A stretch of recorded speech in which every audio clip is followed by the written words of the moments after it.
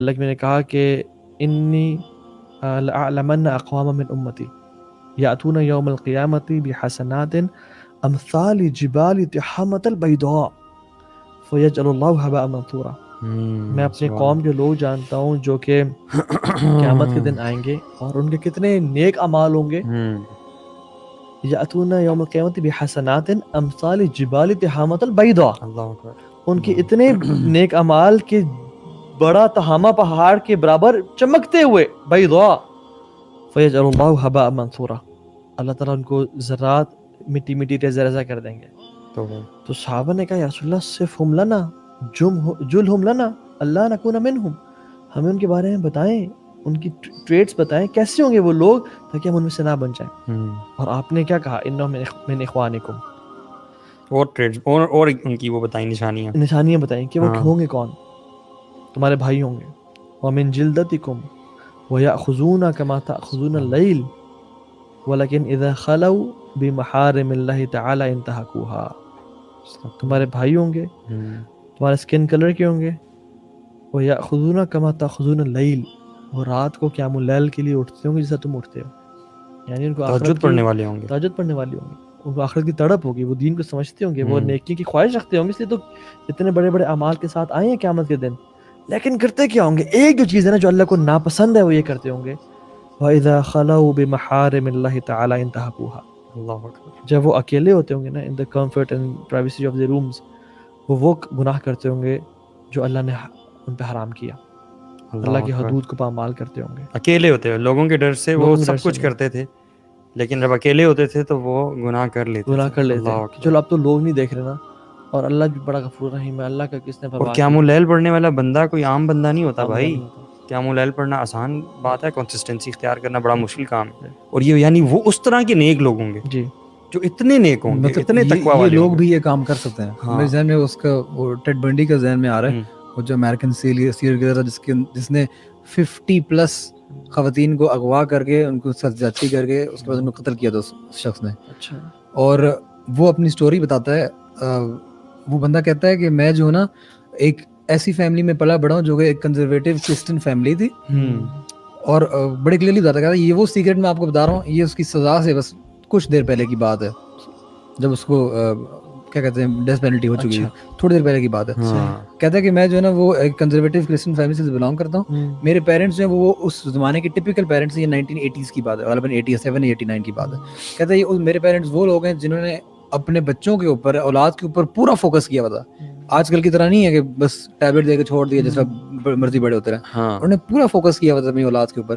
کہتے ہیں کہ انہوں نے ہم پہ فوکس بھی کیا ہوا تھا, اور ہم اچھے بھلے ریزنیبل لوگ تھے, اور ہم پڑھائی میں بھی اچھے تھے, ہماری زندگی بالکل ٹھیک ٹھاک چل رہی تھی, ہمارے اپنے اچھے ریلیشن شپس تھے, اپنے دوستانہ ریلیشن شپس تھے پیرنٹس کے ساتھ بھی, میرے سب کچھ ٹھیک تھا. کہتا ہے لیکن ایک مسئلہ تھا جو کہ میں نے اپنے اندر آج تک چھپا کے رکھا ہے, اور وہ کیا مسئلہ تھا؟ وہ کہتا ہے یہ پورنوگرافی کی بیماری تھی.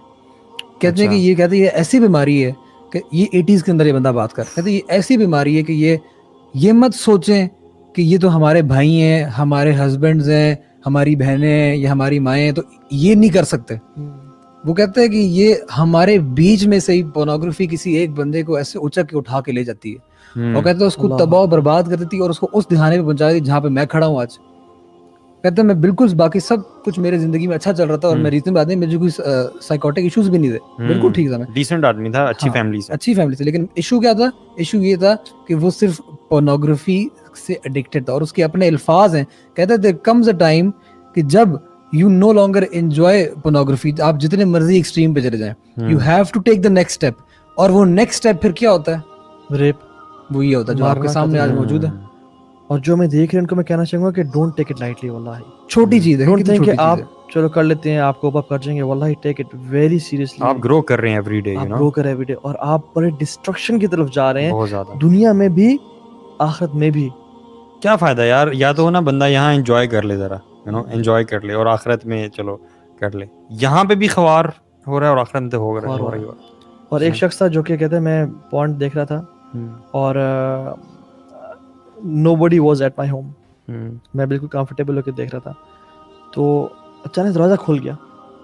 میرا کہتا ہے میں لیپ ٹاپ بند کر کے میرا نا دل جو ہے نا دھڑکنا شروع ہو گیا, اور میں ڈر گیا. It was my cat. وہ کہتے ہیں مجھے اتنی شرم آئی کہ عالم الغیب و شہادہ مجھے دیکھ رہا تھا, مجھے اس سے حیا نہیں آئی, اپنی پیٹس اور بلی سے میں ڈر گیا.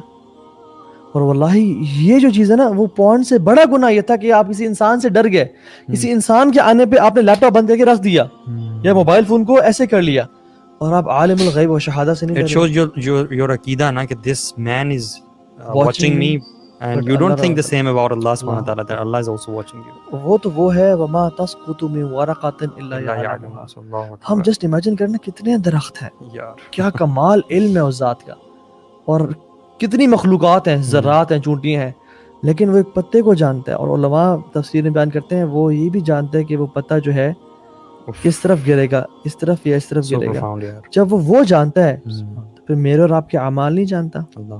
اچھا پھر جو یا باغ خیر اقبل, رمضان کی راتوں میں یہ اناؤنسمنٹس ہوتی ہیں, اے لوگوں جو خیر کام کرنے والے ہو آگے بڑھو اور زور لگاؤ, وہ یا باغ شر اکثر, اے شر کے چاہنے والے اب تو رک جا, اب تو جہنم کے دروازے بند ہیں, جنتی کھلے ہوئے ہیں.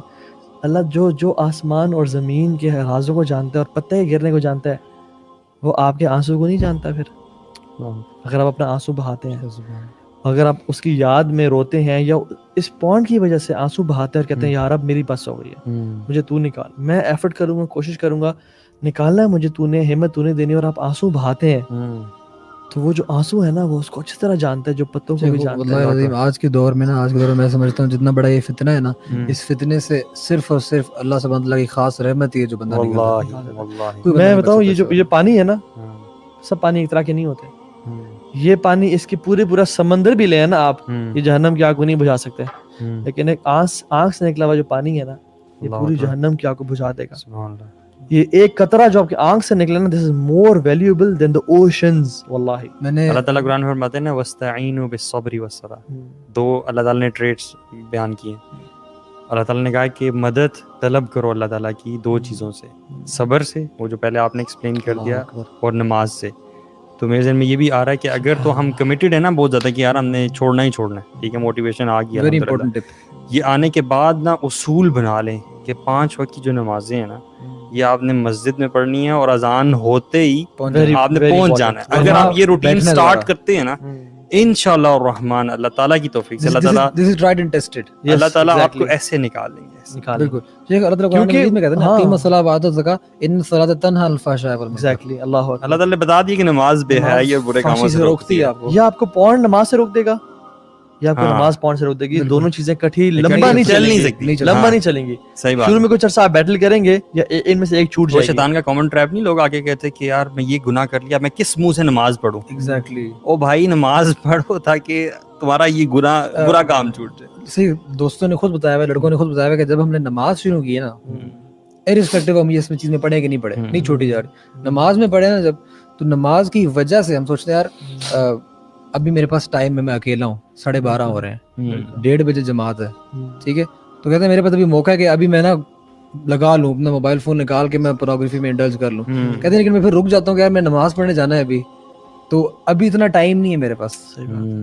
اور وہ بچیں گے, ظہر کی نماز میں بچیں گے, عصر کی نماز میں بچیں گے, مغرب کی نماز میں بچیں گے, عشاء کی نماز میں بچیں گے, فجر کے ٹائم پہ جو دوبارہ پیک ٹائم ہوتا ہے دوبارہ اس ٹائم پہ بچیں گے. اور کانشیسنس کا بھی ہونا کہ یہ نماز کے لیے میں جا رہا ہوں, میں نے آدھے گھنٹے میں اللہ کے سامنے کھڑے ہونے جا کے کس منہ سے میں کھڑا ہوں.